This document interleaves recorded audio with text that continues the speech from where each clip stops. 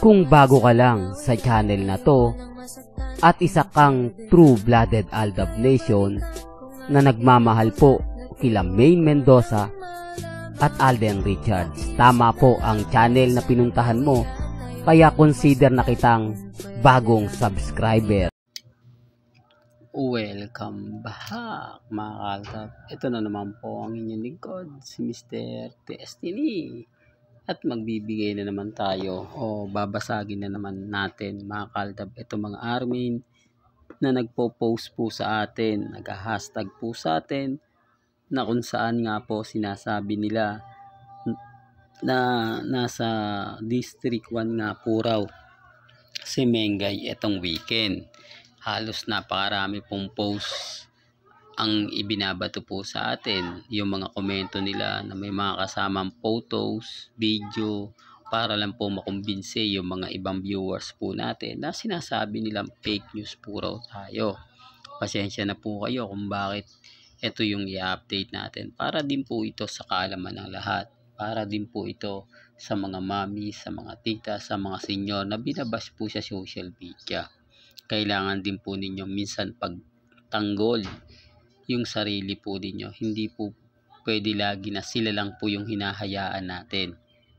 Hindi po ba? Dito mga Aldab sa video na to, kapansin-pansin naman po ninyo na halos wala pa pong 10 seconds. Di po ba? Napakabilis, talagang masasabi mong minamadali. Hindi siya yung video na talagang simula umpisa talagang nakapokus po sila, o hindi lang po isang tao ang magpapakalat ng mga photos, video. Sa dami po ng tao sa District 1, sa dami po ng mga nakakita ko o sa dami ng tao na nakita nyo sa video, kung lahat po yan magpo-post, di po ba, kung lahat po yun makikita mo na talagang umaayon at pumapabor. Sa palagay po ninyo, the real talk to, sa palagay po ninyo, di po ba wala? Yan ang pinapaliwanag at sinasabi ko. Yan yung isa sa dahilan at rason kung bakit po hindi po ako natitinag, kung bakit po ako 101% na talagang sure na sure sa mga ina-update natin. Kasi nakikita nyo naman po mga Aldab, at kayo naman po makapagsasaksi, di po ba, kung sino nga po ba talaga yung fake news at kung sino nga po ba talaga yung nagsasabi ng totoo o gawa-gawa lang. Kasi pansin nyo po ba yung pinost ni Mengay sa Instagram, si Bossing, wala na pong ibang pinost. Kaya nga po guilty sila. Bakit daw tayo bumabase sa mga post ni Mengay kung nakikita naman daw po? Bakit po sila affected? Bakit po nila hindi matanggap na si Mengay hindi naman po talaga clone lang po talaga yung kasama ni Maine ni Congressman Arjo. Yan, nasasaktan sila, medyo dismayado sila kapag yan sinasabi ko, affected sila kapag yan yung pinupunto ko. Bakit? Yan ang rason mga Aldab kung bakit nga po ba tayo yung panalo, tayo yung wagi, tayo yung hindi sumusuko. Tapos gagamitin. Ang nakakabwisit po nito mga Aldab, yung mga army, todo push po sila. Talagang kada update po para sa mga mami, sa mga titas na magko-komento po sa atin, binabash po nila. Di po ba? Kaya syempre kailangan natin ipagtanggol. Hindi ko to pinopromote para po sa kanila. Katunayan nga po, maraming nagagalit sa aking mga army, mga main fanatics na wag daw po nilang subukan o puntahan ang channel ni Mr. Destiny dahil puro fake news lang daw po ang binabalita natin. Pero saan nga po ba ang fake news? Hindi po ba ang mga ina-update lang naman po natin kung ano po yung nangyayari sa social media, kung ano yung ganap ni Maine, kung ano yung ganap ni Alden, kung ano yung mga nangyayari sa Instagram, sa Twitter, sa Facebook, sa YouTube, at sa mga website. Pansin nyo yung anniversary ni Alden ng McDo Binyang sa Laguna.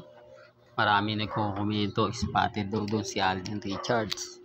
Spotted daw doon si Mengay. Pero syempre, wala tayong ebidensya wala tayong resibo, hindi na natin po pwede pang ipilit yung mga bagay-bagay na alam naman po natin na walang maniniwala sa atin. Hindi naman pwede nating ipilit yung mga update na talagang mapapaisip naman po sila. Hindi po ba? Kaya nga sabi ko sa inyo, kampante lang po kayo, relax lang po kayo. Dahil hindi naman po basta-basta magpapa-apekto si Mr. Destiny. Tuloy-tuloy pa rin naman po ang laban. Tuloy-tuloy pa rin naman po yung pagbibigay ng mga update. Sa ngayon mga kaldab, kalmado lang po kayo. Kampante lang po kayo. Di po ba? Hanggat na andito po si Mr. Destiny, hindi sila uubra. Lahat po ng mga issue na ibabato nila, lahat po ng mga kaganapan na gagawin nila, hindi po uubra. Yan ang isa sa rason. Ulitin ko lang po mga kaaldab, i-remind ko lang po, bahala na po kayo sa mga issue ngayon na nangyayari at nagaganap sa Instagram, sa Twitter, sa Facebook. Hindi po ba? Basta importante lang naman po mga kaaldab, yung mga nababasa ninyo, napapakinggan, relax lang. Sa dami ng mga bali-balita ngayon sa Instagram, sa dami ng mga komento ngayon, talaga naman pong mapapaisip yung iba. Kaya nga po ako pinupush ko po yung mga bagay-bagay na ganito. Kaya relax lang. Di po ba? Kampante lang. Malay nyo mga kaaldab, may mga point na dumating na yung tamang panahon. Gaya nga po ng pag-post ni Mengay kay Bossing. Di po ba pagpunta ni Alden Richard sa birthday ni Maine. Tapos ito yung kaarawan ni Bossing, aantay-antay lang tayo. Di po ba baka biglang may pasabog na naman. Yan naman po yung talagang inaabangan. At least legit po. Di po ba hindi po natin inedit. Hindi po natin ginawa ng magic. Gaya po ng iba. Gaya po ng mga post na talaga naman pong wala naman po talagang katotohanan. Hindi ko lang alam mga kaaldab kung ano po yung magaganap ngayon, kung ano po yung mangyayari. Ang importante lang po sa akin, maging updated kayo kung ano po yung nababasa ninyo, napapanood, napapakinggan. Kalmado lang, kampante lang. Di po ba? Malay nyo bukas sa makalawa. Di po ba? Dumating na yung point na sumabog na po yung issue. Di po ba? Pero hindi ako namimilit. Di po ba? Ang importante lang naman po, maging updated po kayo. Di po ba? Irito kaya mga kaaldab. Well, hanggang dito na lang po ang ating latest updates. Kaya kung gusto niyo pa po ng pinaka-latest at sariwang update, abay tumutok lang po kayo dito po sa channel ni Mr. Destiny para updated po kayo sa mga bago at sa mga latest na i-upload po natin maya-maya lang. Hanggang sa muli, salamat po sa panonood at pakikinig.